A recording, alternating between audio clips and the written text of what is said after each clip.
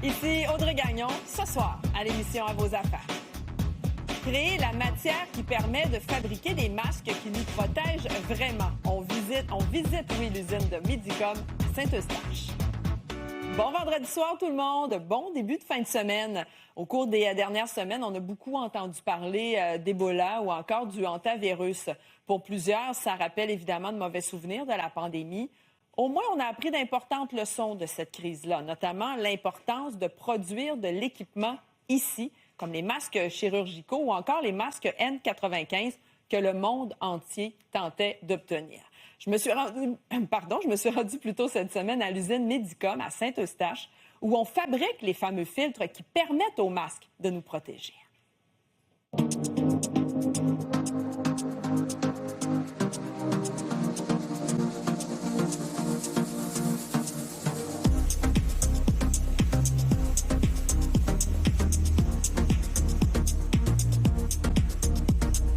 Guillaume Laverdure, vous êtes le président directeur général de Medicom.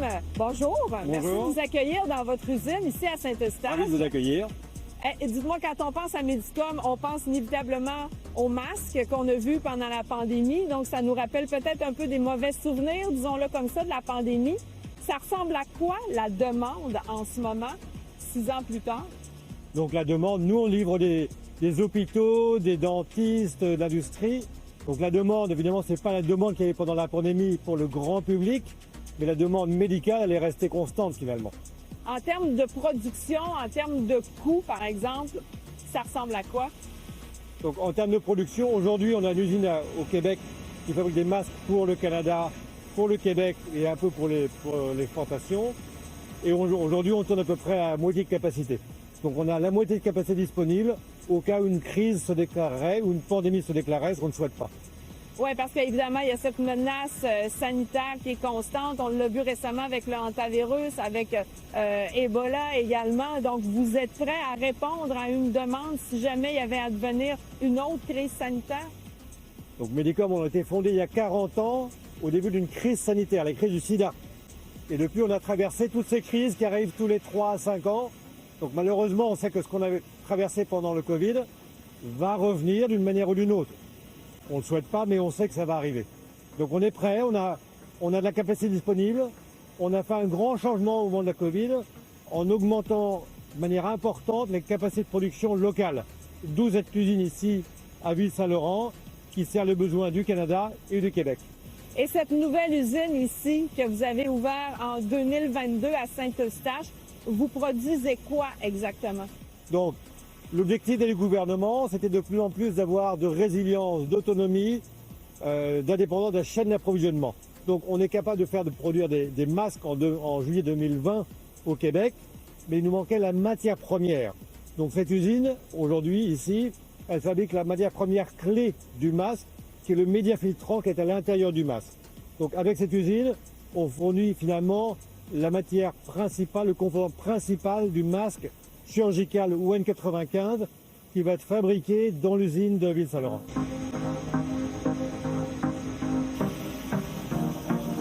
Donc la matière première, c'est ça en fait? C'est ça, c'est du polypropylène en granulé qui vient de l'Amérique du Nord. Donc il n'y a pas d'enjeu de disponibilité lié à la crise au Moyen-Orient. Et voilà. C'est des petites billes de plastique, en fait. De polypropylène, c'est un dérivé du pétrole, absolument, oui. Bon, mais donc ça arrive ici comme ça, et c'est à partir de ça que vous produisez le média filtrant, ce qui se trouve à l'intérieur du masque, finalement. Donc, c'est quoi le processus? Donc, la matière première est aspirée, elle monte dans ces tuyaux, elle arrive dans ces silos qu'on voit en haut de la machine. Ces silos sont chauffés, la matière est fondue, et ensuite elle est projetée sous forme d'un film très fin, un peu comme de la barbe à papa, avec les fibres qui s'entremêlent avec le bon adjuvant et qui ensuite est déposé sur un tapis roulant et forme une nappe la plus homogène possible, la plus maillée fin possible. Cette nappe ensuite elle est enroulée sur une énorme bobine qui est coupée en petits rouleaux qui partent ensuite dans une production de masques à Ville-Saint-Laurent. Des rouleaux qui ressemblent à ça, là. des rouleaux qui sont exactement Ça, comme c'est ce que vous envoyez à votre usine de Ville-Saint-Laurent. Absolument. Ça ressemble à quoi comme investissement pour cette usine-ci à Saint-Eustache? Ici, c'est un investissement de 50 millions de dollars. Donc, c'est quand même assez significatif. Et c'est tout automatisé, en fait. Donc, pour être vraiment compétitif dans les marchés occidentaux par rapport à d'autres marchés, il faut être extrêmement automatisé. Donc là, c'est une usine qui tourne avec une vingtaine de personnes, ce qui n'est pas beaucoup finalement pour une usine qui fabrique tout le médiafiltrant pour tous les masques qu'on fait au Québec. On parle évidemment de la matière première qui est du polypropylène, du plastique qui est un dérivé du pétrole. Avec Oui. la crise au Moyen-Orient en ce moment, on sait qu'il y a des problèmes avec la chaîne d'approvisionnement, la hausse des prix du plastique aussi qui a considérablement augmenté de l'ordre de 30 à 60 %. Est-ce que ça vous impacte directement maintenant? Donc, bien sûr, ça nous impacte à plusieurs niveaux. Donc, pour un produit comme ça, par exemple, qui vient des États-Unis, le coût de la matière a doublé. L'avantage qu'on a quand on est un fabricant intégré, c'est qu'on a à la fois des stocks de sécurité et on capture la valeur de la matière première le plus en amont possible, ce qui fait que l'impact, même si on double l'intrant de cette matière première, sur le produit fini, l'impact est beaucoup plus limité. Donc notre objectif, nous, chez Medicom, c'est d'être de plus en plus intégré pour éviter ces gros coups d'accordéon sur les prix de revient et les prix de vente. Donc, ça vous permet de demeurer compétitif en matière de prix. C'est un avantage concurrentiel important qui nous permet de rester compétitifs, absolument.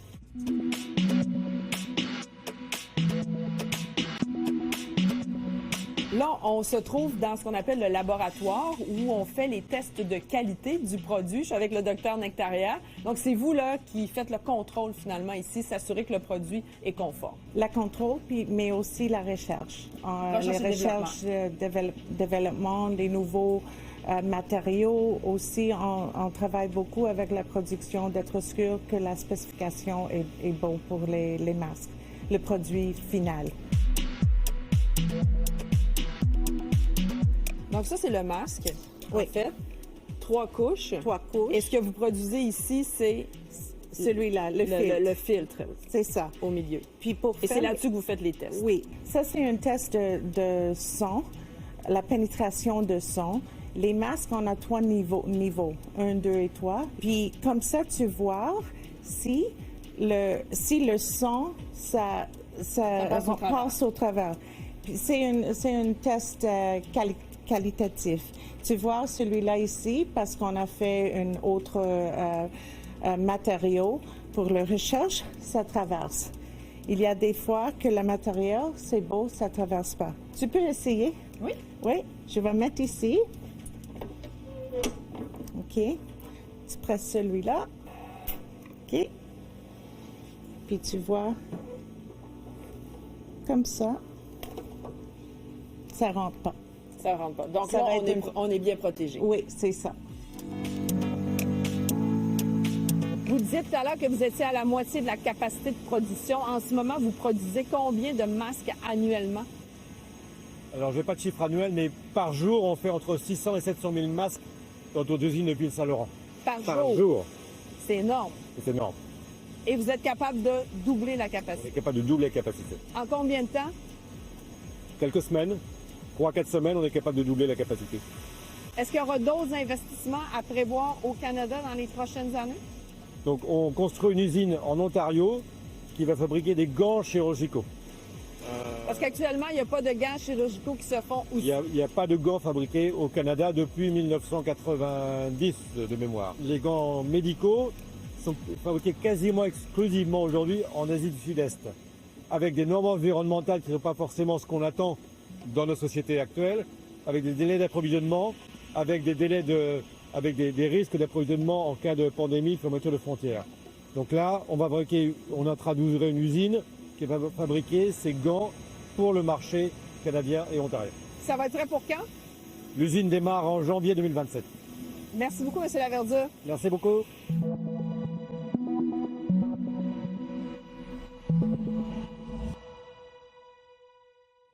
Et vous vous doutez bien que produire autant de matière, ça génère aussi des déchets. C'est pour ça que le même laboratoire qui fait les tests de masques a aussi un département de recherche et développement pour tenter de trouver une façon de les réutiliser, comme dans la composition du béton, par exemple, question qu'il soit plus écologique. On est justement en train de tester en ce moment ce béton sur un banc pour voir comment il répond aux intempéries.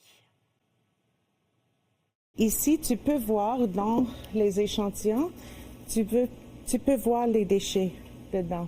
Puis ça, c'est une recherche, c'est pour d'avoir si on peut recycler les matériaux, mais aussi on a le propre performance de les bétons.